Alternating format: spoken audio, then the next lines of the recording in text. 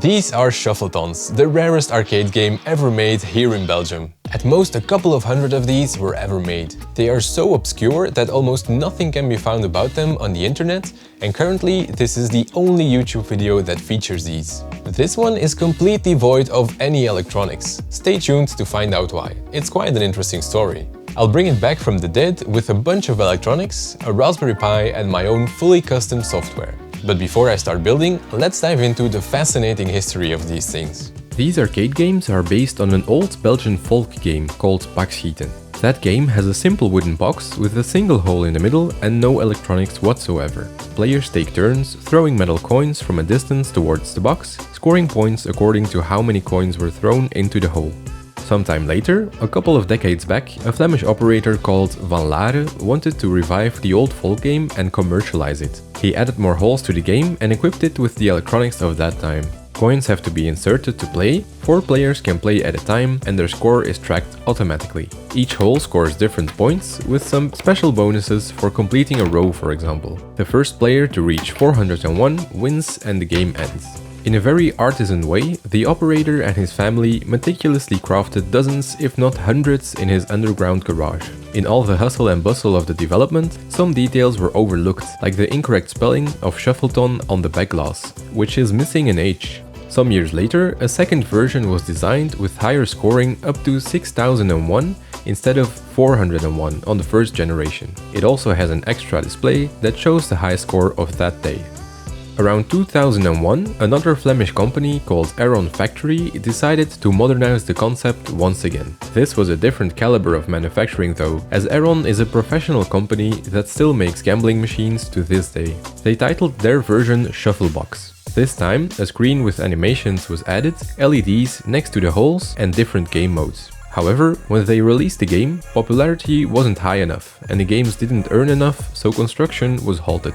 The factory still had several unfinished cabinets left that never received any electronics. I managed to track one of those down, and here we are. Now that you know the history of these things, let's take a look at the shufflebox in its current state. It's quite dirty from being in storage for so long, as you can see, but since it has never seen any use, there is no wear or damage whatsoever. The build quality of this thing is truly impressive. All wooden panels have a beautiful veneer on them, making it look quite sophisticated. The Playfield has a thick plastic protector on it, with a magnificent bowling alley-like texture underneath as well, and some kind of transparent white inserts for RGB lights. The T-molding on the edges looks super fresh, and there are metal sheets on the playfield, front and sides, which serve as protection against thrown coins. The coin door is fully functional as well, with separate segments for the coin acceptor and the collection box underneath. Now let's take a look at the inside. Normally there's a big PCB underneath the playfield to detect coins falling through, but as expected, nothing's there. There's also no power supply or control unit, and of course the screen is missing as well.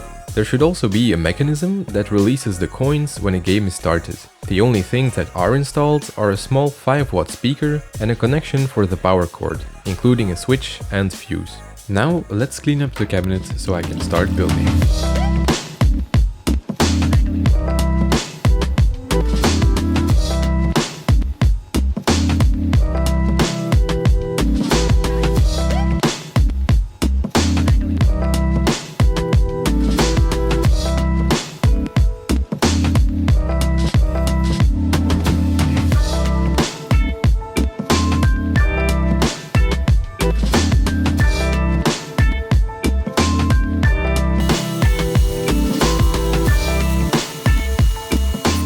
The cabinet now looks brand new.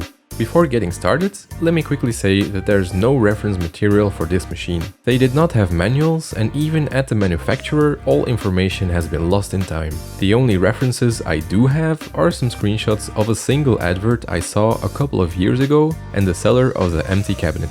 So let's start with the most obvious thing that's missing, the screen. I don't know exactly what screen or size was used. However, by measuring the clear part of the back glass, it seems to be a 5:4 aspect ratio. Luckily, there's ample supply of these old screens secondhand, so I was able to pick up this 19-inch Dell screen in the required ratio. First, I remove the stand, which exposes the screen's VESA mount. I can then screw in some bolts. Next, I put a spacer in the cabinet for the monitor to rest on. The screen goes in temporarily, so I can mark the heads of the bolts. A wooden board can then press against the bolts, so the marks are transferred. I can then easily drill out 4 holes for each bolt. After that, the bolts can be removed from the screen again, in order to put the board onto the screen and screw in the bolts a final time for a sturdy connection. The whole thing then slots neatly into the cabinet again. I make sure to align the screen vertically and keep it in place with some cardboard spacers. With the monitor held in place, I can easily screw some angled brackets into the wooden board and the other end into the cabinet. The screen is now sturdily mounted into the cabinet, while still being removable thanks to the VESA mount if I ever need to replace or service the monitor. Now that the screen is installed, I want to try and display something on it. For that, I'll use a Raspberry Pi. This is a Model 3B Plus that I have laying around, and it will do just fine. A Raspberry is the perfect candidate for this, as not only can I connect the screen to it, I can also hook up all the electronics of the game to the Pi's GPIO pins. The beam break sensors for the coins, the buttons of the cabinet, and the addressable LEDs will all be connected to this little board. Now let's install it into the cabinet. To mount the Pi, I like to use some PCB feet. These screw into the corners of the Raspberry Pi, so the board is slightly raised from the wood that it's screwed into. Finally, I can mount the Pi in the cabinet with a couple of screws. The Pi and the screen are in, but they need power of course. I'll use a special setup for this, similar to what I did in my virtual pinball machine. The first component is this small power strip. It will always be on, and the only things that will be connected to it are the Raspberry Pi and a secondary power strip. To connect it, I unplug the power cord that was already inside of the cabinet. With some stripping and crimping, I provide the cord with some new metal terminals. These terminals neatly slot into their appropriate connection point inside the power strip. After a bit of a struggle, I can close up the power strip again and screw it together. I now have a super clean power strip that simply plugs into the cabinet. To mount the strip, I install a plastic holder for it first. A couple of screws mount the holder and the power strip can then slot neatly into the holder. The other end of the power cable plugs back into the back of the AC socket for a super clean connection. Finally, the cabinet plugs into the wall so I can connect the lamp to test everything. The next part of the power system is a second larger power strip. All the other electronics will be connected to it and it will be switched on and off by the Raspberry to save power. I transfer the mounting points to the cabinet and screw in some screws. The power strip slots over those screws, which makes for a surprisingly sturdy connection. Finally, the last part of the system, a simple relay. This relay will be turned on by the Raspberry Pi when it boots up and turned off when the Pi shuts down. I cut the power cord to the second strip and add some waggle blocks to the wires that will not be switched by the relay. The live wire gets a metal terminal and is screwed into the relay. The other end of the power cord that I cut off of the strip plugs into the first strip and is also stripped to its spare wires. The ground and neutral are connected to the waggle blocks and the other live wire is connected to the relay to complete the circuit. Now to connect the relay, I take a piece of wire and crimp some headers onto it to make a clean custom sized cable. One end plugs into the relay and the other end plugs into a large plastic header that slots right onto the Pi's GPIO pins. The power is now nicely sorted and the relay turns on as expected, which in turn switches on the screen so we can finally see Raspberry Pi OS in all of its glory. With the Pi and the power now sorted, I want to have a way to safely shut down the Raspberry. Simply unplugging the power can be harmful to the Pi and the SD card in it. For safely shutting down the Pi, I'll use one of the GPIO pins. GPIO 4 can be shorted to ground to boot the Pi when it has been powered down. And after adding a single line to the boot config, you can short those same pins to safely shut down the Pi. Of course, I want a convenient way to short those buttons, so I'll install a button underneath the cabinet that I can access from the outside. Let's go ahead and install the button. To start off, I'll need to drill a hole with the spade bit to accommodate the button. I'll drill it close to the right edge in the front. The button can then be inserted and tightened on the inside. There's a bit of blowout on the bottom, but that's no problem, as no one will ever look underneath the cabinet. To connect the button, I strip and crimp some wire with the connector to easily plug onto the button terminals. Conveniently, there's already a cable gutter here that I can reuse to guide the wires towards the back of the cabinet. This side also gets some connectors, so they easily fit into the plastic header on the Raspberry Pi. Another neat connection. Now for a quick test. Let's reach underneath the cabinet and press the button. As you can see, the Pi boots up just as it should. Next up, I want to test the input to the Pi's GPIO pins that will interact with the game's software. I'll start with the easiest option. these buttons that go on the outside of the cabinets. I know the original buttons are square from a reference photo, and by measuring these holes in the cabinet, I was able to track down the exact button that was used on AliExpress. The buttons fit perfectly, but the cabinet is a bit too thick to screw in the nut on the inside. To make them fit, I need to make a recess on the inside. With the help of a Forstner bit and quite some elbow grease, I managed to drill the holes. Both the side buttons and the front one are recessed like this. The buttons slot right into place and can securely screw on the plastic nut. With the buttons installed, I can now insert the lamp and switch assemblies. The switches are then connected with the custom cable that I crimped. The grounds of all the switches and lamps get daisy-chained together, and the cable is then routed to the back of the cabinet so I can connect it to the Raspberry Pi using another header. The positive side of each button is connected individually, with more spade connectors. All separate wires go neatly through the cable gutter to the back of the cabinet and also plug into the header on the Pi. All buttons are now connected, and I made sure to verify that they are working. Now that the buttons are working, it's time to move on to the more complex form of input, the sensors that detect if a coin falls through a hole. I'll use an infrared LED and photo transistor to make a beam break sensor. But first I need something to mount those to, so let's design a 3D print that will house everything. I start by measuring all the dimensions for the hole and the insert next to it and writing them down. The spacing in between all the holes is also important. For some extra reference, I also measure the approximate depth of the sensor on the original Shuffleton. The last element that needs to fit in the design are the addressable LEDs. With all these measurements, I can go to work in Fusion 360 and start by drawing the flat side that will rest against the bottom of the playfield. I then extrude the tube that the coins will fall down, make some extra bezels here and there, and provide 4 holes into the sides of the chute for the LEDs to mount into. With the first design ready to go, I put the 3D printer to work. I started with just a thin flat version to make sure the dimensions are right. After a couple of iterations, the model was correct. Now I just need 9 more. Now comes the repetitive part, all the electronics for 10 sets of sensors, starting with the infrared LEDs. I chose not to design PCBs for this, as I wanted to prove that I can also do it in a more DIY fashion. This ended up costing me a lot of time, so next project that could use it, I will probably make PCBs. Anyway, 2 LEDs get inserted in each tube. The opposite holes receive a photo transistor. To make sure these components stay in place, I use some hot glue to stick them down. I then bend the legs into a certain shape so I can easily solder a daisy-chained ground wire to each LED and transistor, once again times 10. Next, I solder some resistors to the LED and photo transistor legs to limit the current flowing to them. Once that's done, I solder a 5V wire to the LEDs so they can receive power. The transistors are also connected to 5V. With power sorted, I need to connect 2 more wires, one to each photo transistor to read if they are on or off. The ends of the 4 wires get stripped and a connector gets crimped on. All connectors easily slot into a plastic header to finish off the sensor modules. Thanks to the connector, I can unplug a module super easily and repair or replace it if that's ever necessary. Now for the fun part, installing all the modules. To make sure the chutes line up with the holes in the playfield, I used some cardboard to align them. The modules slide over the cardboard and are attached with 3 screws each. I try to be extra careful when screwing things down to not hit any electronics of the module next to the one that I'm installing. I continue on until all 10 modules are installed. It's quite a sight to behold. I don't know why, but seeing this makes me happy. Now it's time for a less fun part, wiring everything up. Each module has a 5V and ground wire that gets connected together on the bottom left of the playfield.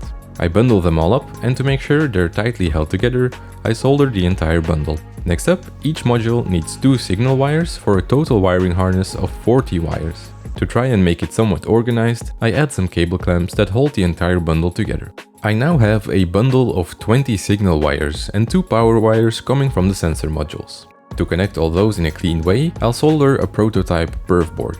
I start by soldering the large 22-pin header that the wire bundle from the sensors will plug into.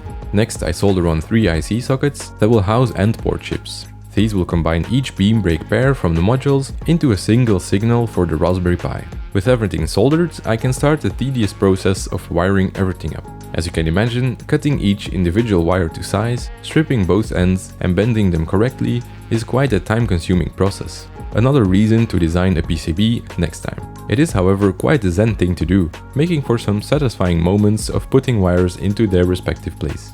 Slowly but surely, each connection is made until all sensor outputs are wired to the end chip's inputs. Now to connect the outputs of the end ports, I use some resistors to step the 5 volts of the sensors down to 3.3 volts for the Raspberry Pi.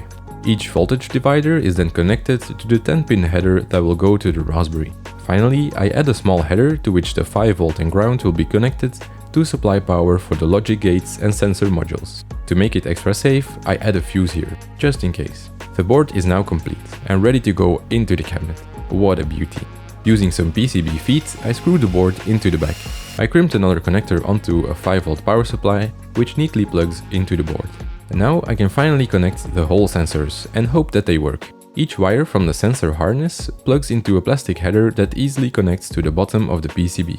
In turn, the top of the PCB connects to the Raspberry Pi. Once all the wires are connected, I use some cable ties to tidy things up. With all the wires slotted into their headers, I want to clean up the bundle even more. I take a cable sleeve and jam everything inside. The cable sleeve not only looks nice, but it also protects the cable when a coin would drop onto it. One final thing I'm concerned about is when opening the Playfield. I don't want to pull on the plugged-in wires. To fix that, I install a screw into the back of the Playfield and another one into the back of the cabinet. I cut a piece of rope that I have laying around and tie it on both screws. The rope is shorter than all the wires, so when I now pull the Playfield forward, the rope stops it from pulling any further, protecting the cables. With all the Hall sensors installed, I want to add the final mechanism to the game, the coin release mechanism. It's a simple plate that prevents the coins from sliding down. They are held there until you start your game or advance to the next turn. The plate is then retracted by a solenoid and the coins come out at the bottom. First up, I'll cut the sheet that will block the coins.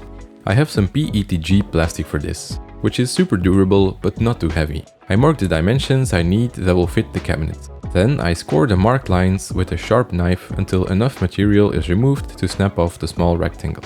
The solenoid needs to be mounted at an exact position. To achieve that, I cut a small piece of plywood that I then screw into the cabinet right above the opening for the divider.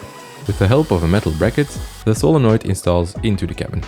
Finally, another metal bracket can be screwed in to hold the solenoid into place. Before connecting the solenoid, I add a flyback diode across the terminals to prevent voltage spikes from the electromagnetic field, so nothing gets damaged. When the diode is connected, I can solder some thick wire to the solenoid lugs. Now to connect all of this, I once again need to make a PCB with some easy to use headers and plugs. The PCB will connect to the solenoid, but also the addressable LEDs later on. I start by laying out all the components. A header for 5 volt goes on first. This will power the logic on the PCB and the addressable LEDs. I also add an IC socket for a level shifter that will boost a 3.3 volt signal from the Raspberry Pi to 5 volt for the addressable LEDs. Finally, a relay goes on, which will control the solenoid.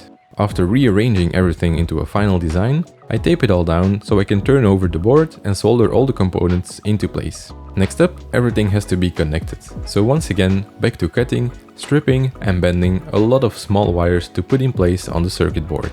Finally, some fuses can be clicked in place to complete the board.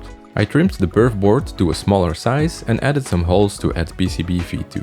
Finally, the PCB can be installed into the cabinet. Now the solenoid can finally be connected. The power will come from a laptop power supply that I have laying around. It provides 65 watts at 19.5 volts, which is a lower voltage than the 24 or 48 volts that these solenoids usually operate at.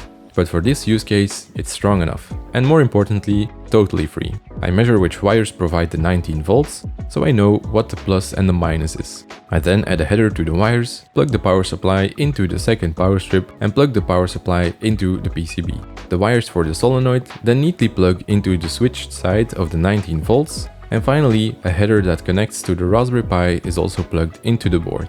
With all of that completed, I can finally test the coin release mechanism. It goes up perfectly, without any coins, and even with all 7 coins pressing against the divider, the solenoid is strong enough to pull up the divider, releasing all the coins. Perfect.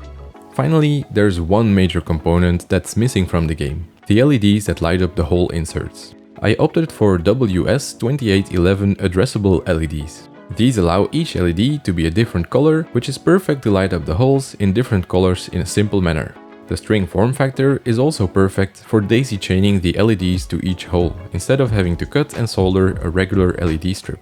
I start by inserting the string into the holes. This is super convenient because of the holes that I designed the 3D prints with. The LEDs just snap into place. The length of the wire allows the holes on one line to be connected, but to jump from one line to the next, I need to cut some wires. Both ends get twisted together and soldered to create a nice and strong bond. I also add some shrink wrap to make sure nothing shorts out. With all the LEDs in place and connected to the Raspberry Pi through the PCB, I can finally test them with a simple blink sketch. As you can see, they work perfectly. It reminds me a bit of a Christmas tree. Looking at the top of the Playfield, you can also see that these inserts are perfectly lit up with a bright and saturated color. This is exactly what I wanted, so another great success. Finally, all that's left are some finishing touches, starting with the audio. I plug a cheap USB sound card into the Pi and install a small amplifier board. They are connected with an aux cable, and the amplifier is powered by a 12-volt supply. I then connect some speaker wire to the speaker driver, and the other end plugs into the amplifier. I ended up inserting a ground loop isolator as well to eliminate a buzzing sound. And that's all there's to it. Next up are the button labels. I start by designing the labels based on a couple of bad reference photos that I have. It looks like there's a black outer part with a circle in the middle. Some white text goes in the middle of the circle with a nice and bold black outline around it. Finally, I design a yellow-orangish gradient like the one in the picture. Duplicate the design for the other buttons and it's ready to go. To insert the labels, I pry out the white part of the buttons. That part splits into 3 pieces, after which I can cut out the labels that I printed. The paper labels slot into the transparent part, which then clicks back into the white part. I do this for each button: Start, Mode and Add Player. The parts with the labels can then slot back into their housing in the cabinet. The buttons now look really neat and the labels make it clear for everyone. Next, I'll tackle another finishing touch: the locks. I had to drill out the original locks because the keys were missing, but they are easily replaced with new ones. I disassemble the lock so the outer part can slot into the Playfield. The lock is then firmly attached with the nut from the other side, and finally the metal cam can be screwed back onto the lock assembly. I can now easily unlock the Playfield and lift it up by pulling on the key. The final thing to do is the largest peel of protective film that I have ever done. The metal on the sides is protected with a sheet of plastic on top. I carefully peel the entire thing off, piece by piece. Sadly, it sticks on really well, so I cannot do one big continuous pull. The result is amazing though. These sheets are basically brand new, and they really look incredible. Alright, that's it as far as hardware goes. There's one major component that's missing however, and that is the software that will control all of this. Once again, there's almost no reference material to go off of, so I will have to design my own fully custom software. Luckily, I do have a couple of pictures from an advert, which is perfect to start recreating the background image.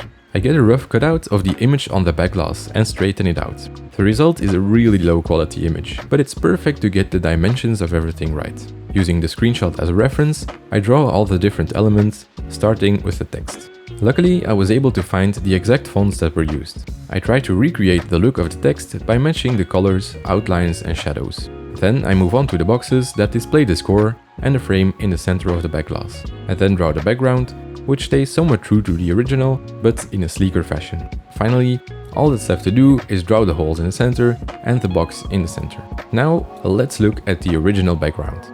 And now, the redesigned one. It looks stunning. I really love it. Now the final thing to do is write the actual software. In essence, it's just a real simple game that will run on the Raspberry Pi. I chose Pygame as a simple game library as it's for Python and that's a popular language on the Raspberry Pi. I won't bore you with the details of all the code, but I want to give a short overview of the progression throughout developing it. First up, I start really basic by drawing a plain blue background and some circles on the screen. Instead of actually throwing coins to score points, I just press numbers on my keyboard.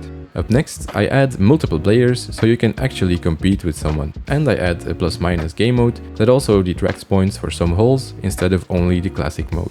After that, I can finally import the actual background image, which makes everything look 10 times cooler already. Then I make the score nice and large and put them in a cool looking 7-segment font to mimic LED displays. Next, I add labels above the holes to make it clear how many points each hole scores. For the plus-minus mode, I also add some color to the labels to make it even more clear which holes are good and which are bad. After that, I implement the special bonuses in the classic game mode, which gives you additional points if you manage to hit all the holes in the back or both holes on the sides in one turn. Next up, I add a simple hit animation for some extra bling and also some sound effects, which really make it feel like a professional game. Finally, I add 2 more game modes, a collect all game mode where you have to hit each hole once to finish, and a roving mode where the holes that you can hit change each round. And that's it, everything is finished. Now let's take a look at everything in its full glory.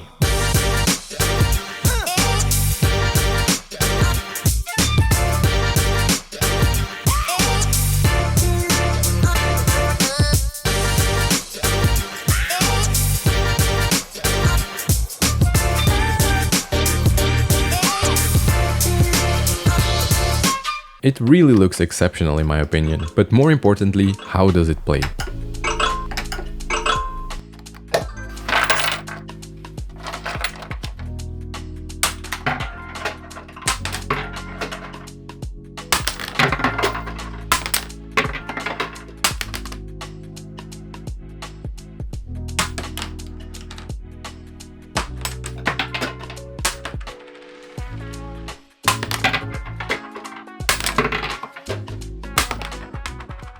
Alright, everything works and I'm thrilled with how this turned out. I hope you found the history of these things equally fascinating as I did, and I hope you enjoyed watching the build. I'm glad that I got to rescue a small piece of history by bringing this game back from the dead.